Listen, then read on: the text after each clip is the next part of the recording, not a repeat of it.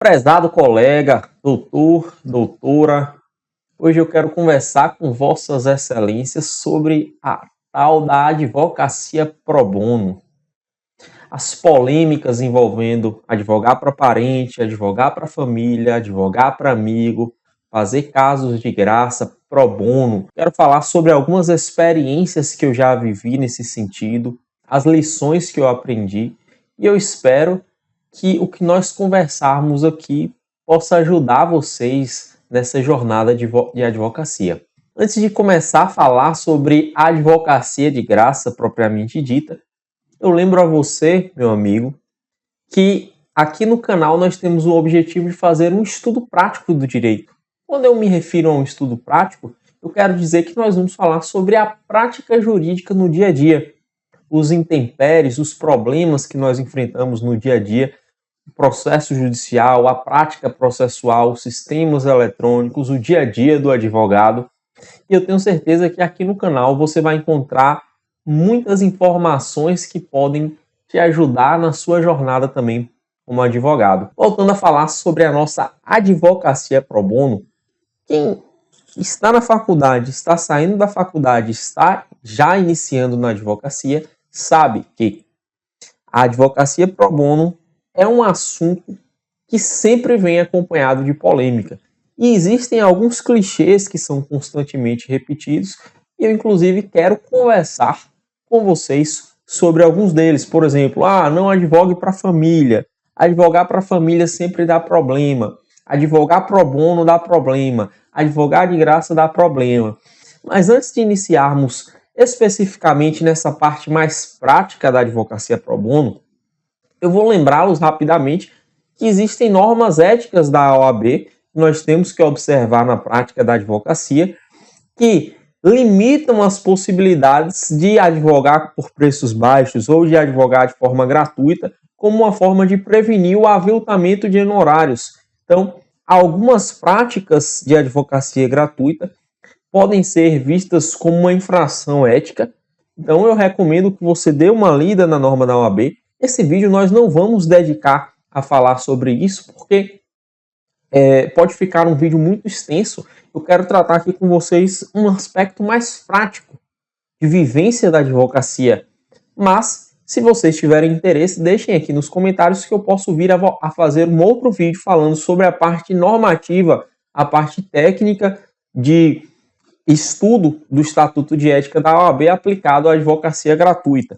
Então, nós já temos aqui no canal vídeos falando sobre normas de ética da OAB, e se vocês tiverem interesse nesse tema, eu posso vir a fazer um vídeo especificamente sobre essa parte de advocacia gratuita, aviltamento e assim por diante. Inclusive, aguardem que virão aqui no canal vídeos falando também sobre precificação, sobre honorários advocatícios, como precificar, que eu sei que é outro tema também polêmico para quem está na advocacia. Nesse vídeo vamos focar em honorários gratuitos e em um outro vídeo iremos falar sobre como precificar. Bom, dito isso, eu lembro também que é possível fazer advocacia pro bono, é possível fazer advocacia gratuita, principalmente quando você faz uma advocacia, quando você presta um serviço para ajudar uma pessoa que não tem condição de custear o serviço. Então, nem toda advocacia pro bono, nem toda advocacia feita sem contraprestação financeira vai estar violando o Código de Ética da OAB. Certo? Então, deixo esse destaque aqui para que vocês fiquem atentos às proibições, mas nem todas as hipóteses são proibidas. A advocacia gratuita pro bono é sim permitida pelo Estatuto de Ética da OAB em algumas hipóteses. Certo? Então, passando a falar sobre a parte mais prática envolvendo a advocacia pro bono, eu vou deixar logo alguns pontos que eu observo. Primeiro, sobre essa parte de advogar para a família. Muita gente diz, nunca advogue para a família, isso dá problema, você causa, enfim, você vai passar perrengue, as pessoas não vão te pagar, vai ter cobrança, enfim, uma série de coisas. Mas, logo no início, antes de nós nos aprofundarmos nesse tema, eu deixo aqui meu posicionamento no sentido de que eu acho que depende. Como tudo na advocacia, né? Nossa resposta para quase tudo é um depende, e nesse ponto também eu acho que depende. E depende de quê? Nós vamos nos aprofundar nisso no decorrer desse vídeo. A mesma coisa eu digo para advogar para amigos e para fazer advocacia pro bono. Bom, vou começar contando uma história que aconteceu comigo logo no meu primeiro ano de advocacia. E tirem suas conclusões a partir dela, e eu vou dizer também para vocês quais conclusões eu tirei a partir dessa história. Logo no meu início de advocacia, uma pessoa entrou em contato comigo pelo Instagram, certo? Disse que me conheceu em um ambiente que não estava relacionado à advocacia, tomou conhecimento que eu era advogado, eu era recém-formado, me falou sobre a história dela, me falou sobre a situação pela qual ela estava passando e me falou que estava com um processo na justiça sendo acompanhado pela Defensoria Pública. E me disse que não conseguia ter contato com a Defensoria, que, infelizmente, não é uma situação isolada. Eu já me deparei ao longo da minha carreira com outras situações semelhantes em que as pessoas não conseguem o atendimento célere na Defensoria. Isso não é uma crítica ao serviço da Defensoria Pública de nenhuma maneira. Eu acho que é um serviço nobre, prestar esse serviço de advocacia de forma gratuita às pessoas que necessitam. Existem defensores públicos muito capacitados, pessoas que estudam para passar num concurso dificílimo, mas infelizmente nós sabemos que nem sempre a logística, a estrutura é adequada. Então, muitas vezes nós temos um órgão com um excesso de demanda, um excesso de procura, não existe um corpo de funcionários com capacidade para atender de forma adequada, existe um excesso de demanda para cada profissional. Então, de nenhuma maneira, isso que eu estou falando aqui é uma crítica à defensoria, só para deixar isso claro. Mas, infelizmente, nós sabemos que na prática, na realidade do dia a dia, por vezes acontece de ser difícil marcar um atendimento, de ser difícil ter esse contato. Até por isso, é interessante que se você tem condição, tem um bom profissional particular, que você tem confiança, que você pode contratar, vale a pena muitas vezes, porque você tem muitas vezes o benefício de ter uma agenda mais enxuta, digamos assim, do profissional, que teria um profissional, mesmo que igualmente qualificado ou até mais qualificado, enfim. Em nenhum momento eu quero trazer aqui essa rivalidade entre advocacia privada e defensoria, mas nós sabemos que dentro do serviço privado existe a possibilidade de nós possamos prestar um serviço mais estruturado, uma estrutura melhor para atender ao consumidor. Pois bem, essa pessoa veio até mim, disse que estava com esse caso sendo acompanhado pela Defensoria Pública, que não conseguia respostas sobre a situação. A princípio, era um caso de uma matéria com a qual eu não trabalhava, eu não tinha experiência, não tinha muito contato, não tive muito contato nas minhas experiências de estágio durante a graduação, estava recém-formado e também não tinha interesse de advogar nessa área.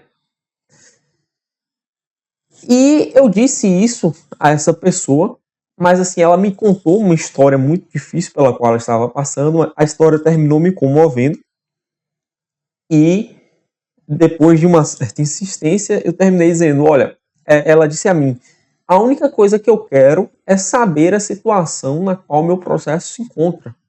Quero saber apenas isso, saber o que está acontecendo, porque eu não consigo atendimento, eu estou perdida, eu estou ficando muito preocupada com a situação. E com essas alegações, eu terminei ficando comovido com a história, terminei dizendo, olha, eu vou consultar o processo para ti, vou te passar a situação, vou te informar o que está acontecendo, mas eu já te advirto, desde logo, não vou poder te acompanhar nesse caso. Se você tem condição de passar, de arcar como advogado, eu recomendo que você faça isso.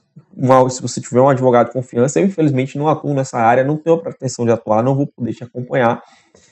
E eu recomendo que você procure um profissional capacitado para que você tenha um acompanhamento da forma que você deseja. ou que você tente marcar na defensoria para que, quando você conseguir um atendimento, você tire essas dúvidas que você tem.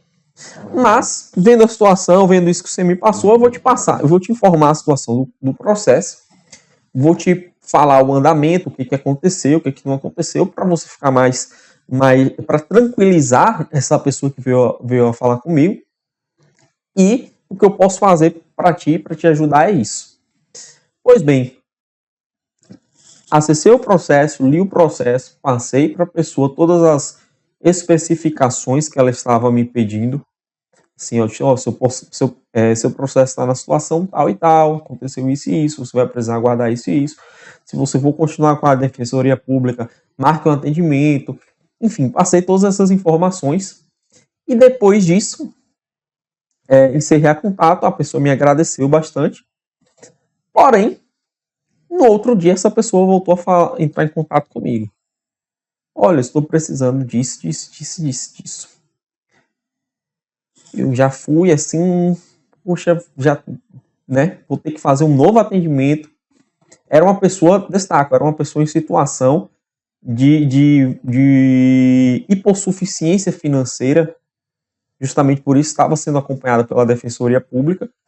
E justamente por isso eu me disponibilizei a dar essa assistência, né? Mas disse que só iria passar informações aquela primeira vez, já chegávamos a uma segunda vez, e eu passei todas as informações mais uma vez que ela queria, já assim, com um pouco de receio, já não querendo dar continuidade àquela relação, tentando deixar o mais claro possível que eu não tinha condição de assumir a causa, não tinha interesse, não atuava com a área. Até que, mais uma vez, uma terceira vez, essa pessoa fez um contato comigo. Assim, em um curto espaço de tempo. Pedindo novas informações, queria movimentação de diligência.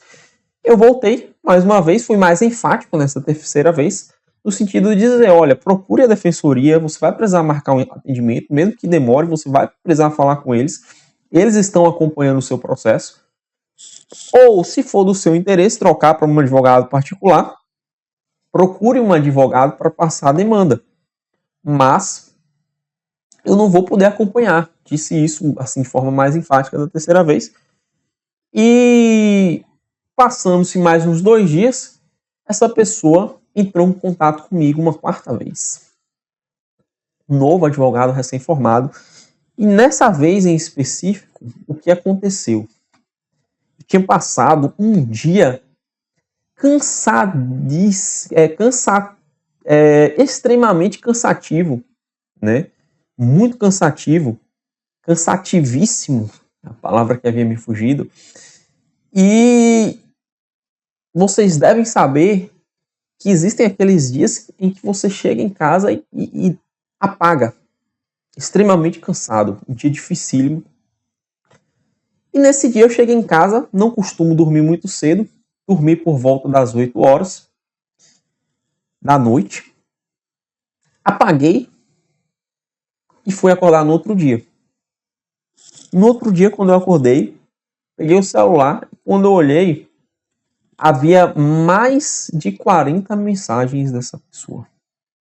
E mais de 10 ligações perdidas. Às 11 horas da noite. Vejam bem. Ela me mandou uma mensagem, eu não respondi. Das outras vezes que ela havia me mandado mensagens, eu havia respondido. Dessa vez ela me mandou uma mensagem e eu não respondi. Ela passou a enviar uma série de mensagens consecutivas, né, à pessoa sobre a qual estávamos falando, e me passou a me enviar uma série de mensagens. Eu não estava respondendo, porque eu estava dormindo. Ela então começou a me ligar. Começou a me ligar, eu não atendi. E graças ao bom Deus, meu celular estava no silencioso, não tocou. Porque no estado de cansaço, após o dia que eu havia passado, estressadíssimo, havia chegado em casa. Se eu acordo às 11h30 da noite com uma ligação, existiria uma chance muito grande de que eu não a atendesse com um nível esperado de educação. Se é assim que eu posso dizer. Eu fiquei com medo que eu fizesse isso, porque não é um comportamento que eu gosto, não é um comportamento que eu acho interessante, que eu admiro, que eu recomendo que ninguém faça. Mas eu temi que eu pudesse vir a fazer isso se eu tivesse atendido aquela ligação. Então, no outro dia de manhã, eu olhei as mensagens para saber o que ela queria. Não era nada de urgente, nada que precisaria ser respondido no mesmo dia. Eram mais informações sobre o processo, detalhes que não iriam fazer nenhuma diferença no andamento recente do processo. E dessa vez, assim, eu fui mais enfático possível e falei, olha, infelizmente eu não vou poder voltar a atender a senhora novamente. Infelizmente, eu peço que a senhora procure a Defensoria Pública ou procure um outro advogado, eu não vou poder dar continuidade, eu havia te falado que só ia te passar informações uma vez, e já se prolonga isso, infelizmente não tenho como fazer esse acompanhamento, né? E nesse momento ela falou para mim assim, o problema é eu não estar te pagando, eu te pago, quanto é o valor que você vai cobrar? Mas não era questão de valor, desde o início eu havia deixado claro, eu talvez não sei se ela se sentiu ofendida por eu estar fazendo uma prestação pro bono para tentar auxiliar, ela achou que era uma questão de financeira, mas ainda que fosse um cliente me ligando naquele horário, um cliente pagante, não seria um horário conveniente. E era um horário que provavelmente eu não iria atender. Na verdade, eu com certeza não iria atender porque eu estava dormindo, mas talvez se eu estivesse acordado também eu não fosse atender. Às mais de 11 horas da noite. Então, a questão não era aquela. E aí se encerrou essa relação. Então, não sei quais lições vocês tiraram dessa história, mas a primeira delas, a primeira lição que eu quero deixar para vocês nesse vídeo, é que não só os clientes que pagam, mas também os gratuitos irão te cobrar. Os clientes gratuitos não só podem, mas irão te cobrar. E muitas vezes, isso eu observo na minha prática de atuação, aqueles que choram preço, que pagam menos ou que não pagam, muitas vezes cobram mais do que aqueles que pagam um valor alto. E isso, uma das hipóteses que eu tenho para essa situação é a seguinte, que psicologicamente falando, quando nós pagamos barato em algo, ou quando nós não pagamos por algo, quando algo é gratuito, faça esse teste na sua vida. A tendência é que nós acreditamos que aquilo é ruim, que aquilo não tem qualidade. Aquilo que é de graça ou que é barato, normalmente é ruim, não tem qualidade. E a minha hipótese é que quando as pessoas recebem um serviço de advocacia de forma gratuita ou muito barato, elas têm a tendência a achar que aquilo é ruim. Por outro lado, quando as pessoas pagam caro por um serviço, elas tendem a achar que aquilo tem uma qualidade alta. Vejam que eu estou fazendo uma análise psicológica aqui da situação. Para quem não sabe, eu sou pós-graduado em neurociência e psicologia aplicada e eu tento trazer esse olhar da psicologia para situações que eu vivencio dentro da advocacia. É uma hipótese que eu tenho para que isso aconteça. Então, o que é que eu sugiro que vocês façam? Que mesmo quando você vai prestar um serviço gratuito, deixe claro que você não vive de serviço gratuito e que você está fazendo um serviço com base em um interesse social da sua atuação. Você está prestando um serviço gratuito para uma pessoa que não tem condição, não é porque seu serviço é ruim, é porque aquilo é um projeto social da sua advocacia para ajudar uma pessoa que não teria condição de pagar. Porque eu acho que se você deixa isso claro, e quanto mais claro você consegue deixar isso, mais você evita que a pessoa ache que você está prestando um serviço de graça ou barato com um interesse financeiro, porque você é um profissional ruim, que não tem clientes e que não recebe e que está entre aspas, mendigando um serviço. Então, deixe claro por que você está prestando aquele serviço. E segundo ponto, deixe claro quais são os limites da sua atuação. Olha, eu vou prestar o serviço por isso, por isso e por isso. Nas condições tais, tais, tais. Isso e isso não está englobado no serviço que eu vou te prestar. Quanto mais claro você deixa isso, mais você evita situações como a que eu narrei.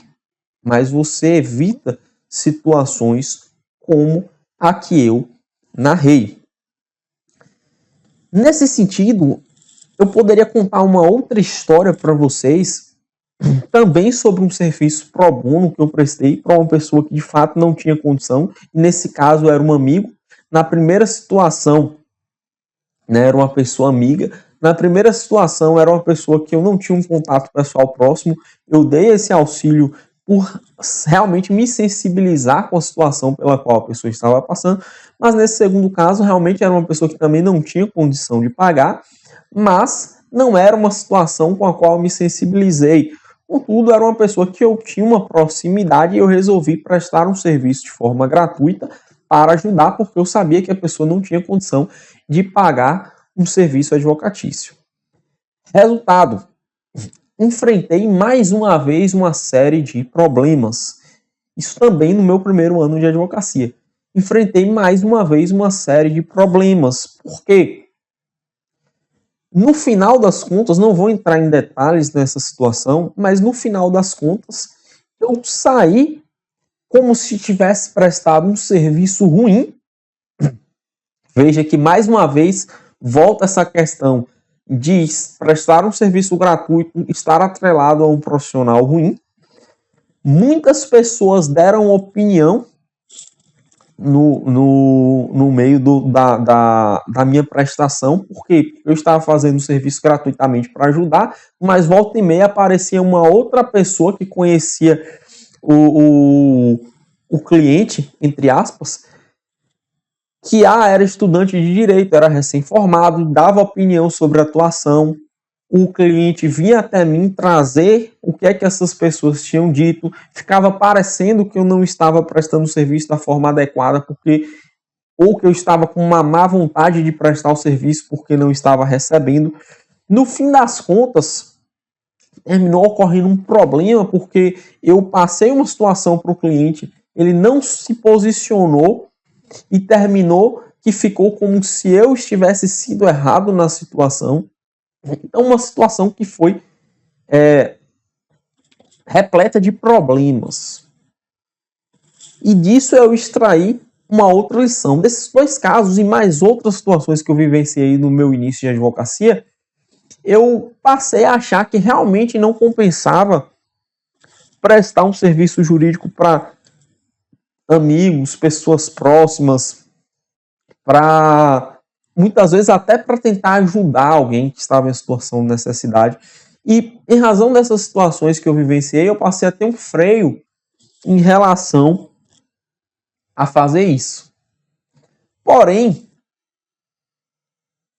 aí que está o grande ponto que eu quero trazer para vocês aqui. Eu não vim fazer esse vídeo para reforçar esse estereótipo. Pelo contrário, eu vim trazer para vocês uma outra visão que eu passei a ter sobre a advocacia pro bono, que eu passei a desenvolver no curso dos meus outros anos de advocacia. Então, no curso dos meus anos de advocacia, eu terminei mudando um pouco essa visão inicial que eu tive logo nesse primeiro ano, com todos os casos que eu peguei, que eu tentei ajudar alguém, e terminei só enfrentando problemas como os que eu narrei. Tiago, que mudança de percepção foi essa? A mudança de percepção sobre a qual eu quero falar para vocês é que não há problema por si só em advogar para um familiar. Não há problema por si só em advogar para um amigo.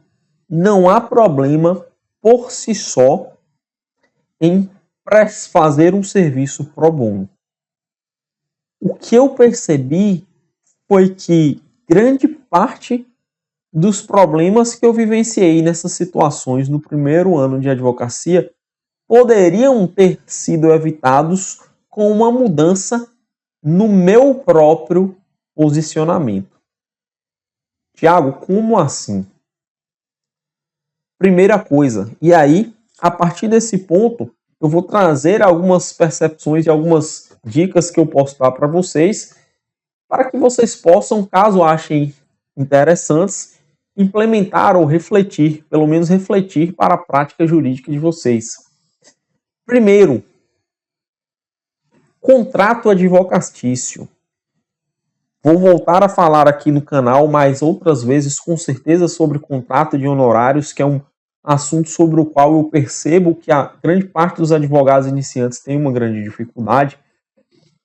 Mas nesse assunto específico que nós estamos discutindo, há um ponto que eu tenho que destacar sobre o contrato, que é o seguinte: contrato de honorários advocatícios não serve apenas para fixar o valor dos honorários. Na verdade, há um contrato de prestação de serviços advocatícios. E no contrato de prestação de serviços, qualquer serviço que seja, mas especificamente no nosso caso, serviços advocatícios, não se fixa apenas o valor a ser pago, se fixa também as obrigações do contratante e as obrigações do contratado.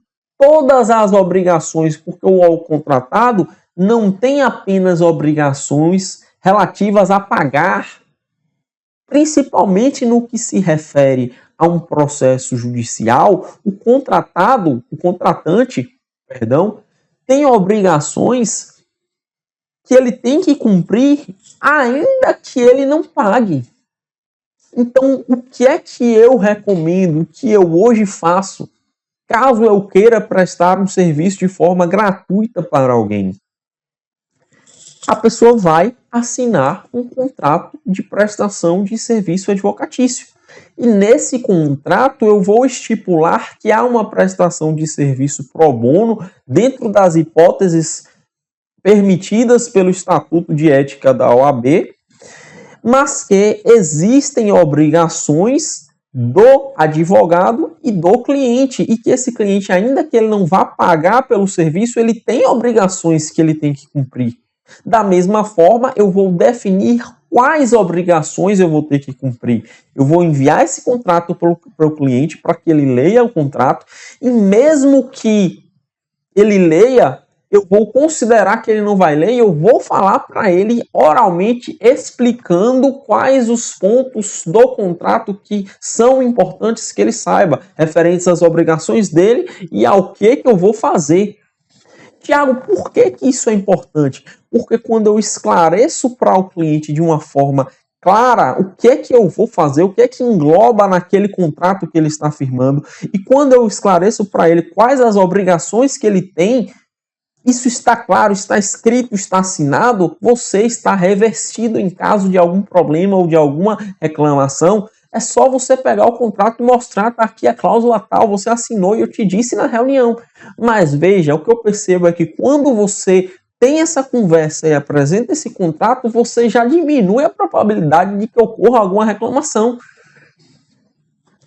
Tiago, que obrigações são essas a que você se refere? No exemplo que eu dei lá no início, sobre um caso que eu prestei para uma pessoa que era do meu contato íntimo e ocorreram uma série de problemas, muitas dessas situações problemáticas decorreram de descumprimento de obrigações pela pessoa.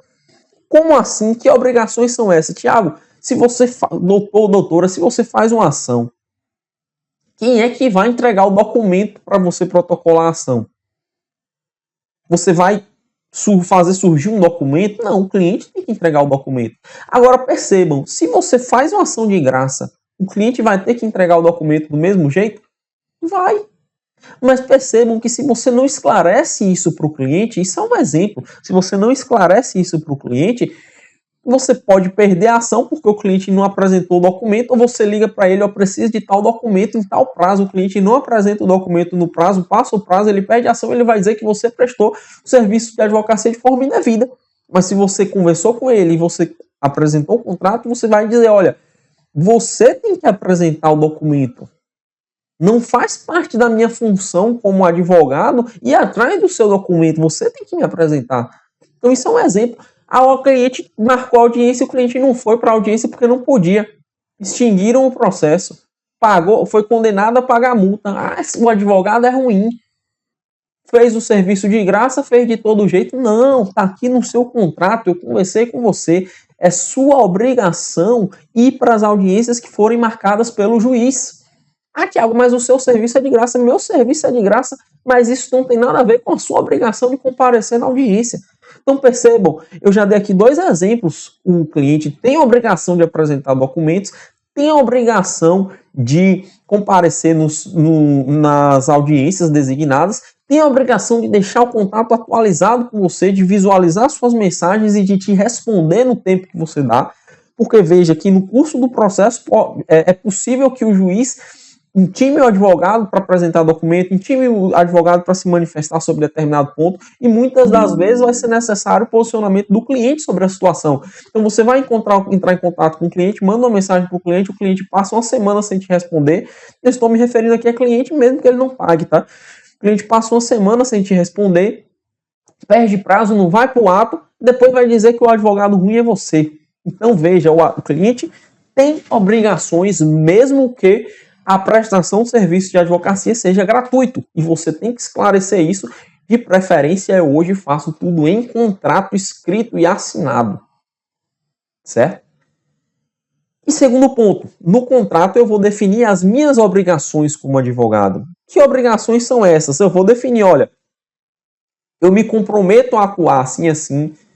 Quem vai definir a estratégia processual sou eu. Não aceito participação de terceiros na minha estratégia processual. Se o cliente quiser, a qualquer momento, ele revoga o contrato, contrate outra pessoa. Na minha estratégia processual, sou eu que mando.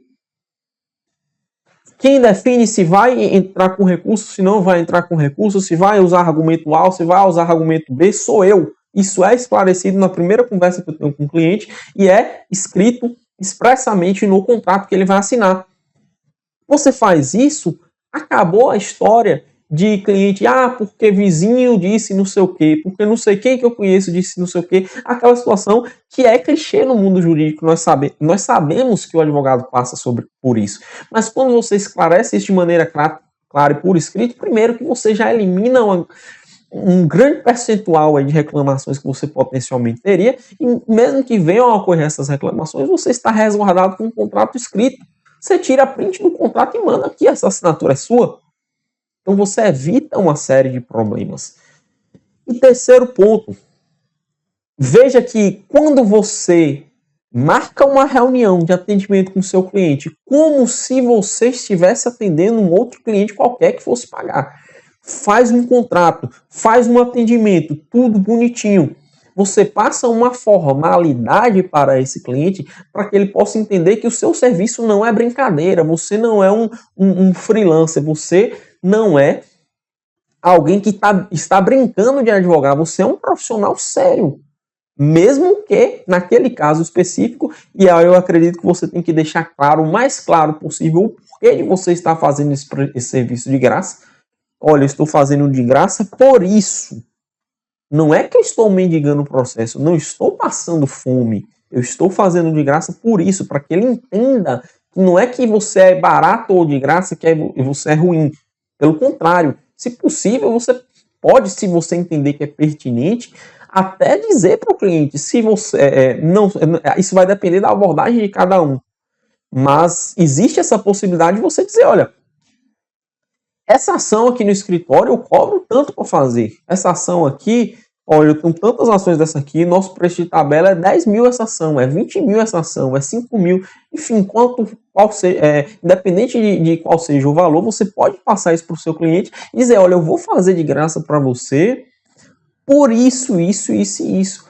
Porque eu tenho aqui no meu escritório uma prestação de serviço comunitário de No sentido de que de tanto em tanto tempo eu pego uma causa de alguém que eu vejo que está em situação de necessidade para ajudar. Então você foi escolhido para participar desse programa. Ah, eu vou fazer de graça para você por isso, isso, isso, isso e isso, mas o preço aqui, a gente... Então, assim, você pode falar isso expressamente, mas ainda que você não fale expressamente, você precisa deixar claro para o cliente que você tem um serviço sério, remunerado, que você não é o advogado barato, você não é o advogado de graça que é ruim, né? Você não é a injeção na testa, aquela história, né? De graça tem injeção na testa. Então, se você deixa isso claro para o cliente, e aí entra esse ponto que eu acredito que quanto mais formalidade você faz no atendimento gratuito, mais difícil se torna a ocorrência de problemas, certo? Isso serve para a advocacia para parente e serve para a advocacia para amigo. O que é que eu percebi na minha experiência? Indo em sentido contrário a essas experiências ruins que eu tive nos primeiros anos de advocacia. Que muitas vezes os parentes e amigos são bons clientes, se forem pessoas honestas, se forem pessoas íntegras.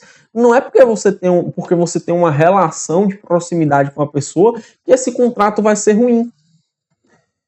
Inclusive, muitas vezes são bons pagadores, mas isso acontece quando você coloca uma relação formal com a pessoa da forma adequada e quando você se posiciona da forma adequada.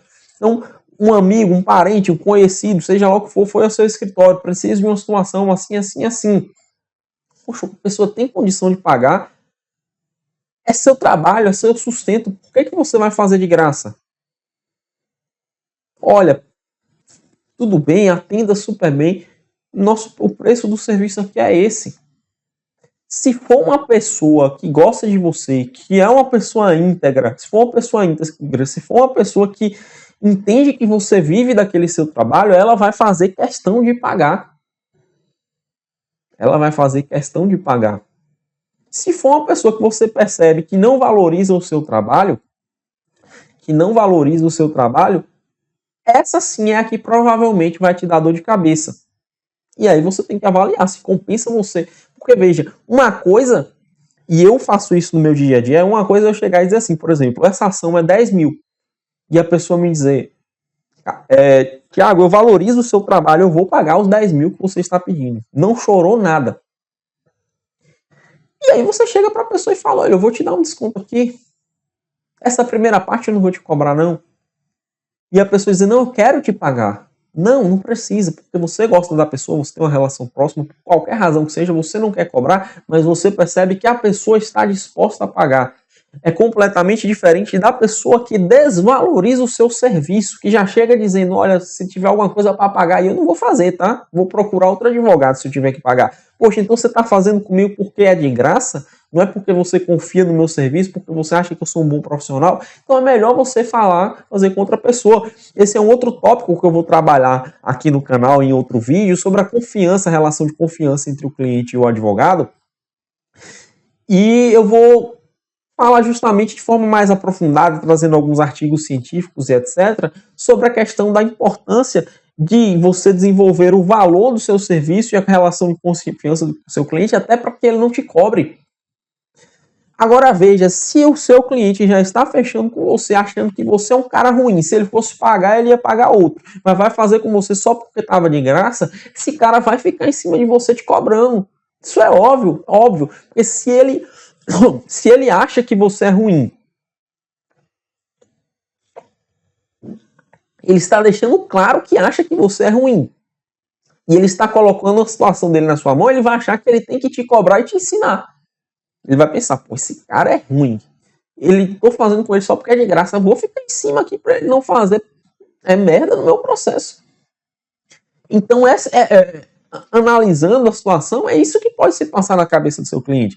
Então, veja, uma coisa é você fazer um serviço de graça, outra coisa é você fazer um serviço para uma pessoa que só está no seu escritório porque é de graça. Essa aí, de fato, eu acho que não compensa você ter. Vocês conseguem perceber a diferença entre essas duas coisas? Uma coisa é você fazer um serviço de graça, outra coisa é você fazer um serviço para uma pessoa que só pensou em fazer com você porque achou que seria de graça. É muito diferente, porque em uma existe a valorização do seu serviço e na outra existe a desvalorização do serviço. Quem desvaloriza o seu serviço, eu não recomendo que você feche contrato ou faça qualquer serviço em hipótese nenhuma. Certo, pessoal? Então, qual é o resumo de tudo isso que nós conversamos aqui nesse vídeo? Eu resumiria em algumas lições. Primeiro, nunca faça serviço para quem te desvaloriza. Pago ou de graça. Nunca faça serviço para quem te desvaloriza. Mas é muito mais difícil, muito mais fácil uma pessoa te desvalorizar se for de graça. Porque se ela for pagar, e principalmente se ela for pagar um valor alto, é muito provável que ela esteja te valorizando, ao ponto de achar que é válido te pagar um valor considerável. Segundo ponto, não é porque o serviço vai ser de graça que tem que ser informal. Então, contratações sérias, formais, profissionais tendem a dar menos problemas, mesmo que você faça o serviço de graça. Terceiro, use contrato de honorários, contrato de prestação de serviço em todos os processos, mesmo que seja de graça, mesmo que seja para parente, mesmo que seja para familiar, mesmo que seja para amigo. Contrato de honorários advocatícios não serve só para fixar o valor dos honorários, serve também para fixar os deveres de cada uma das partes, incluindo aquele que está contratando, que não vai ter que pagar, mas vai ter outras obrigações que ele vai ter que cumprir. Especifique o que é que está englobado na sua prestação. Olha, eu vou fazer um serviço gratuito, mas o serviço que eu vou fazer é X. Não é X e Y, nem X e Y, nem Z. É X. Então, poxa, vou entrar com ação. Surgiu uma necessidade de buscar um documento em outro estado no cartório. Olha, você tem um prazo de tantos dias para me entregar esse documento. Ah, mas você é o advogado, você vai lá. Olha, eu estou te prestando serviço de advocacia no processo X. Não estou prestando serviço de despachante, muito menos o serviço de despachante em um outro órgão, em um outro estado que não tem nada a ver com o processo aqui. Então, está no contrato, a obrigação de entregar o documento é sua. Está aqui o prazo. Nas minhas obrigações, eu vou prestar o serviço advocatício, vou pegar o documento e vou apresentar no processo. Então, defina quais são as suas obrigações, o que é que você está se comprometendo a fazer. Eu acredito que, seguindo essas condições, é perfeitamente possível que você faça um serviço pro bono, um serviço gratuito, um serviço de caridade no seu escritório, assim como também é perfeitamente possível que você preste serviço para amigos, para conhecidos, para familiares, sem ter problema.